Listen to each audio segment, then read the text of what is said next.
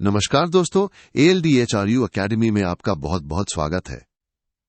मैं हूं आपका दोस्त और एजुकेटर और आज हम VMOU कोटा के जून 2026 एग्जाम्स के लिए BA प्रोग्राम के सब्जेक्ट कोड ED03 जिसका नाम है शिक्षा और समाज, उसके सेक्शन A के टॉप 20 सबसे महत्वपूर्ण प्रश्नों को बिल्कुल आसान भाषा में कवर करने वाले हैं। ये वो प्रश्न हैं जो आपको 75% से ज्यादा मार्क्स दिलाने में बहुत मदद करेंगे। तो चलिए बिना किसी देरी के शुरू करते हैं। तो दोस्तों, हमारा पहला सवाल है, भाषाई तथा धार्मिक आधार पर अल्पसंख्यकों में दो प्रमुख अंतर बताइए। और देखिए दोस्तों, ये सवाल कितना ज्यादा इंपॉर्टेंट है। ये दिसंबर 2018, 2021, 2017, जून दिसंबर 2020, जून 2019 और जून 2018 में भी पूछा जा चुका है। मतलब है तो पक्का आने वाला सवाल है, इसको तो रट ही लेना। इसका सीधा सा जवाब यह है कि भाषाई अल्पसंख्यक वो होते हैं जिनकी पहचान उनकी भाषा के आधार पर होती है, जैसे कि किसी राज्य में कन्नड़ बोलने वाले लोग। वहीं धार्मिक अल्पसंख्यक वो होते हैं जिनकी पहचान उनके धर्म के आधार पर होती है, जैसे कि भारत में सिख या ईसाई समुदाय। है ना कितना आसान।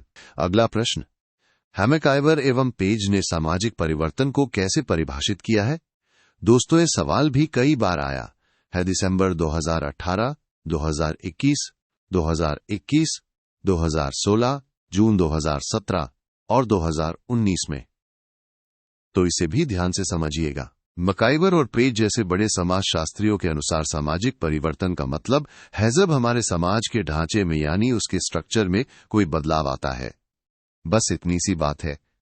चलिए अब देखते हैं प्रश्न 3। क्षैतिज तथा लंबवत गत्यात्मकता के दो प्रमुख अंतर बताइए। ये भी बहुत बार पूछा गया है। दिसंबर 2021, 2016, 2017, 2019 और जून दिसंबर 2020 में। तो इसे भी अच्छे से समझ लेते हैं। इसको आप ऐसे समझिए, क्षैतिज गत्यात्मकता में आपकी पदस्थिति यानी आपका स्टेटस वही रहता है, बस जगह बदल जाती है। जैसे एक स्कूल से दूसरे स्कूल में टीचर का ट्रांसफर होना। लेकिन लंबवत गत्यात्मकता में आपकी आर्थिक और सामाजिक स्थिति बदल जाती है। जैसे एक क्लर्क का प्रमोशन होकर मैनेजर बन जाना। समझे ना। प्रश्न 4, शिक्षा के द्वारा सामाजिक परिवर्तन कैसे लाया जा सकता है। दोस्तों, ये भी एक बहुत ही कॉमन और महत्वपूर्ण सवाल है जो दिसंबर 2023, जून 2015, 2016 और 2022 में भी आ चुका है। देखिए, शिक्षा एक बहुत ही पावरफुल टूल है। ये एक हथियार है सामाजिक बदलाव लाने का।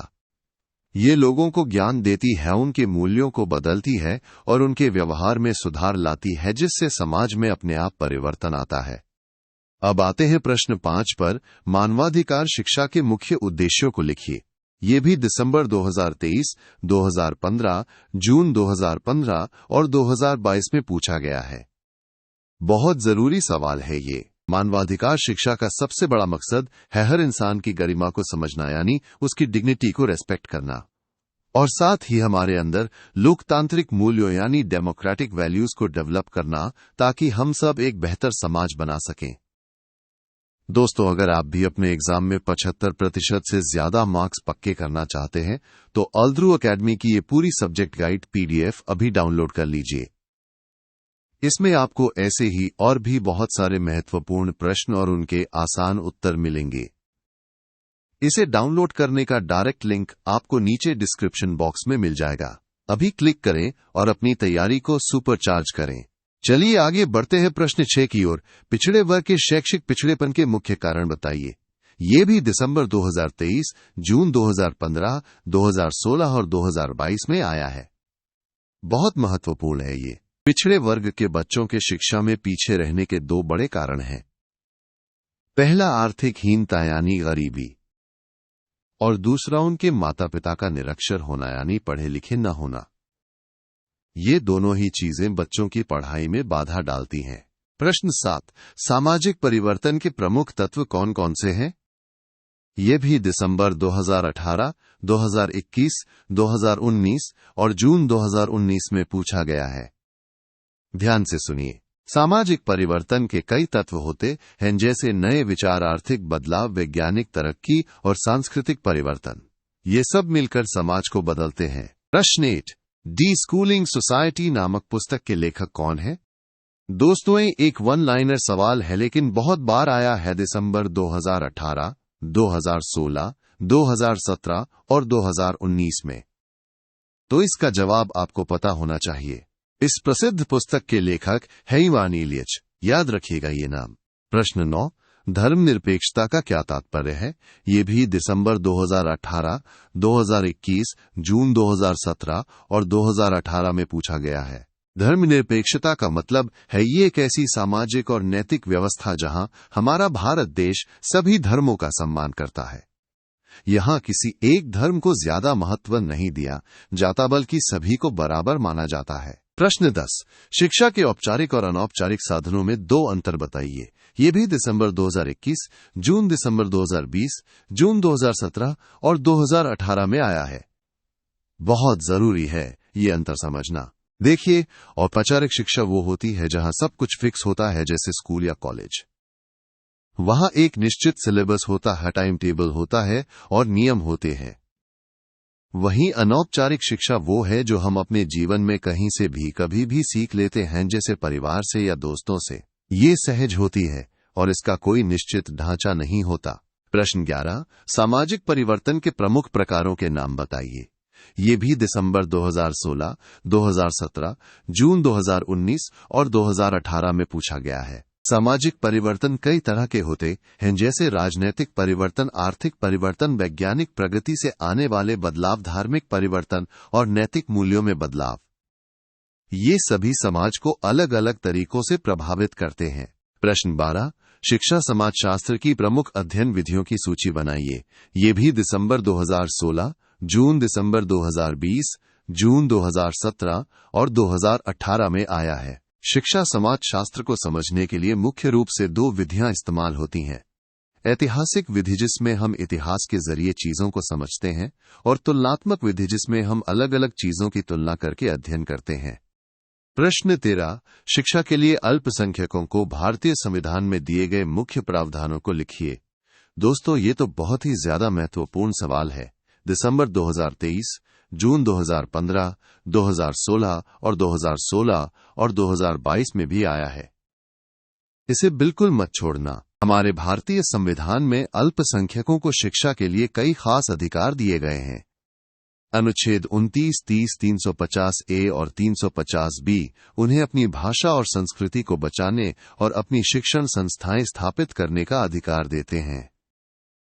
ये उनके अधिकारों की रक्षा के लिए बहुत जरूरी है। प्रश्न 14, औपचारिक, अनौपचारिक तथा निरौपचारिक शिक्षा में अंतर स्पष्ट कीजिए। ये भी दिसंबर 2023, जून 2015 और 2022 में पूछा गया है। जैसा कि हमने पहले देखा, औपचारिक शिक्षा संरचित होती है, यानी उसका एक फिक्स ढांचा होता है। अनौपचारिक शिक्षा वो है जो हम पूरे जीवन सीखते रहते हैं, कहीं से भी। और निरौपचारिक शिक्षा थोड़ी लचीली होती है। ये किसी खास जरूरत या लक्ष्य पर फोकस करती है, जैसे कोई शॉर्ट टर्म कोर्स करना। प्रश्न 15, प्रदत्त तथा स्पर्धात्मक गत्यात्मकता में मुख्य अंतर बताइए। ये भी दिसंबर 2023, जून 2015 और 2022 में आया है। इसको ऐसे समझिए, प्रदत्त गत्यात्मकता वो है जो हमें किसी की कृपा या सिफारिश से मिलती है, बिना ज्यादा मेहनत किए। वहीं स्पर्धात्मक गत्यात्मकता वो है जो हमें खुली प्रतियोगिता में अपनी मेहनत और व्यक्तिगत प्रयासों से मिलती है। इसमें कंपटीशन होता है और जो बेस्ट होता है वही आगे बढ़ता है। और हां दोस्तों, अगर आप दूसरे सब्जेक्ट्स की भी तैयारी कर रहे हैं तो हमारे पास ED01, ED02, ED04, ED05 और ED06 जैसे सभी महत्वपूर्ण सब्जेक्ट्स की प्रीमियम गाइड्स भी उपलब्ध हैं। इन सभी को डाउनलोड करने का लिंक भी आपको नीचे डिस्क्रिप्शन बॉक्स में मिल जाएगा। अपनी तैयारी को पूरा करने के लिए इन्हें भी जरूर देखें। प्रश्न 16, सामाजिक परिवर्तन में शिक्षा के सार्वजनिकरण की भूमिका बताइए। ये भी दिसंबर 2023, जून 2015 और 2022 में पूछा गया है। शिक्षा का सार्वजनिकरण यानी शिक्षा को सभी तक पहुंचाना समाज में बदलाव लाने का एक बहुत ही मजबूत तरीका है। जब सब शिक्षित होते हैं तो समाज में समानता आती है, आर्थिक विकास होता है और लोग जागरूक बनते हैं, जिससे सकारात्मक बदलाव आते हैं। प्रश्न 17, उभरते हुए भारतीय समाज की प्रमुख विशेषताओं, कारकों का उल्लेख कीजिए। ये भी दिसंबर 2022, 2015 और जून 2016 में आया है। हमारा भारतीय समाज लगातार बदल रहा है। इसकी कुछ खास विशेषताएं हैं, जैसे समाजवादी आदर्श यानी सबका भला सोचना, आधुनिकीकरण यानी मॉडर्नाइजेशन, सामाजिक गतिशीलता यानी लोग एक स्थिति से दूसरी में जा रहे हैं, और धर्मनिरपेक्षता यानी सभी धर्मों का सम्मान। ये सब मिलकर हमारे समाज को एक नई दिशा दे रहे हैं। प्रश्न 18, सामाजिक गतिशीलता को परिभाषित कीजिए। ये भी दिसंबर 2018, 2016 और 2017 में पूछा गया है। सामाजिक गतिशीलता का मतलब है जब कोई व्यक्ति या पूरा समूह समाज में अपनी एक स्थिति से दूसरी स्थिति में जाता है। ये ऊपर भी हो सकता है, नीचे भी, या एक ही स्तर पर भी। प्रश्न 19, मुनरो के अनुसार शिक्षा के 4 प्रमुख कार्य बताइए। ये भी दिसंबर 2018, 2021 और जून दिसंबर 2020 में आया है। मुनरो के हिसाब से शिक्षा के 4 मुख्य काम हैं। पहला, ज्ञान को फैलाना। दूसरा, समाज को कंट्रोल में रखना। तीसरा, हमारी पुरानी विरासत को नई पीढ़ी तक पहुंचाना। और चौथा, समाज का विकास करना। ये सभी शिक्षा के बहुत महत्वपूर्ण रोल हैं। और अब हमारा आखिरी सवाल, प्रश्न 20, संविधान की धारा 21A में सार्वजनिक सार्वभौमिक शिक्षा के संबंध में क्या कहा गया है?